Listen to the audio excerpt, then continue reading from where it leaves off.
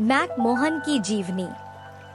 Mac Mohan, जिनका जन्म 24 अप्रैल 1938 को कराची, ब्रिटिश भारत, अब पाकिस्तान में मोहन मकीजनी के रूप में हुआ था, एक प्रसिद्ध भारतीय अभिनेता थे जिन्होंने हिंदी सिनेमा पर अपनी अमिट छाप छोड़ी।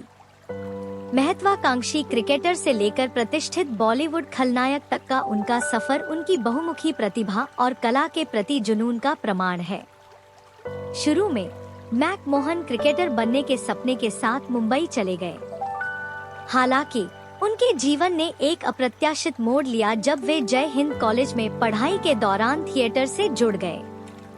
शौकत कैफी जैसे स्थापित अभिनेताओं से प्रोत्साहित होकर वे इंडियन पीपुल्स थिएटर एसोसिएशन (इप्टा) में शामिल हो गए, जिसने उनके अभिनय करियर की नींव रखी। यह नाट्य अनुभव अमूल्य साबित हुआ, जिसने उन्हें पेशेवर रूप से अभिनय करने के लिए कौशल और आत्मविश्वास प्रदान किया।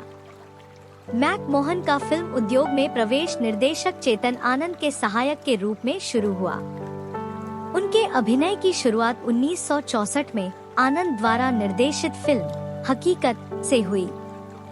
यह एक शानदार करियर की शुरुआत थी जो 4 दशकों तक चला और जिसमें 200 से ज्यादा फिल्में शामिल थी। 1970 और 1980 के दशक में मैक मोहन हिंदी सिनेमा में खलनायक की भूमिकाओं का पर्याय बन गए। पारंपरिक रूप से डराने वाली शारीरिक बनावट न होने के बावजूद उन्होंने गुर्गों और द्वितीयक प्रतिपक्षी की भूमिका निभाने में महारत हासिल की। सीमित स्क्रीन समय के साथ एक स्थायी छाप छोड़ने की उनकी क्षमता उनका ट्रेडमार्क बन गई। उनकी कुछ उल्लेखनीय फिल्मों में डॉन 1978, कर्ज 1980, सत्ते पे सत्ता 1980, जंजीर 1973 और शोले 1975 शामिल हैं। 1975 की क्लासिक शोले में सांभा के रूप में उनकी भूमिका ने मैक मोहन को बॉलीवुड के इतिहास में जगह दिलाई। गब्बर सिंह द्वारा उसके सिर पर इनाम के बारे में पूछे गए सवाल के जवाब में प्रतिष्ठित लाइन पूरे 50,000 का उनका कथन भारतीय सिनेमा के सबसे यादगार पलों में से एक बन गया। इस संक्षिप्त लेकिन प्रभावशाली प्रदर्शन ने अविस्मरणीय चरित्र बनाने के लिए मैक मोहन की प्रतिभा को प्रदर्शित किया। हिंदी फिल्मों से परे एक अभिनेता के रूप में मैक मोहन की बहुमुखी प्रतिभा विभिन्न भारतीय भाषाओं में उनके काम में स्पष्ट थी। उन्होंने भोजपुरी, गुजराती, हरियाणवी, मराठी, पंजाबी, बंगाली और सिंधी फिल्मों में काम किया। उनका भाषाई कौशल भारतीय भाषाओं से परे था, क्योंकि उन्होंने अंग्रेजी, रूसी और स्पेनिश फिल्मों में भी संवाद बोले। अपने निजी जीवन में मैक मोहन ने 1986 में आयुर्वेदिक डॉक्टर मिन्नी से शादी की। उनका रिश्ता तब शुरू हुआ जब मैक मोहन के पिता जुहू के आरोग्य निधि अस्पताल में भर्ती थे, जहां मिन्नी काम करती थी। दंपति के 3 बच्चे थे, बेटियां मंजरी और विंती और एक बेटा विक्रांत। दिलचस्प बात यह है कि मैक मोहन लोकप्रिय बॉलीवुड अभिनेत्री रवीना टंडन के मामा भी थे, जिससे फिल्म उद्योग से उनका रिश्ता और मजबूत हुआ। अपने पेशेवरपन और अपने काम के प्रति समर्पण के लिए मशहूर मैक मोहन घर पर ही अलग अलग किरदारों को गाने के लिए मशहूर थे। उन्हें अंग्रेजी बोलने और लिखने का बहुत अच्छा ज्ञान था और वे एक शौकीन पाठक थे, खास तौर पर अखबार और रीडर्स डाइजेस्ट पत्रिका का आनंद लेते थे। अपनी सफलता के बावजूद मैक मोहन को अपने जीवन के अंत में चुनौतियों का सामना करना पड़ा। नवंबर 2009 में उन्हें अपने दाहिने फेफड़े में ट्यूमर का पता चला, जो बाद में फेफड़े के कैंसर में बदल गया। 10 मई 2010 को 72 साल की उम्र में उनका निधन हो गया।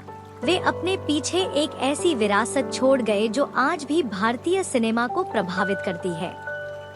मैक मोहन की मौत पर फिल्म उद्योग के कई लोगों ने शोक व्यक्त किया, जिनमें दिग्गज अभिनेता अमिताभ बच्चन भी शामिल हैं, जिन्होंने उन्हें एक दयालु स्वभाव वाले सौम्य आत्मा के रूप में प्रशंसा की।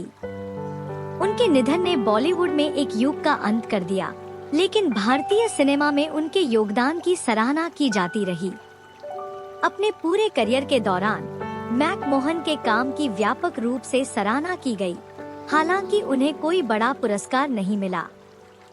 हालांकि भारतीय सिनेमा पर उनके प्रभाव, विशेष रूप से शोले में उनकी भूमिका के माध्यम से बॉलीवुड के इतिहास में उनकी जगह सुनिश्चित हुई। सहायक भूमिकाओं को यादगार बनाने की उनकी क्षमता और भाषाओं और शैलियों में उनकी बहुमुखी प्रतिभा ने उन्हें उद्योग में एक सम्मानित व्यक्ति बना दिया। उनकी मृत्यु के बाद के वर्षों में मैक मोहन की विरासत उनके परिवार के माध्यम से जीवित रही है।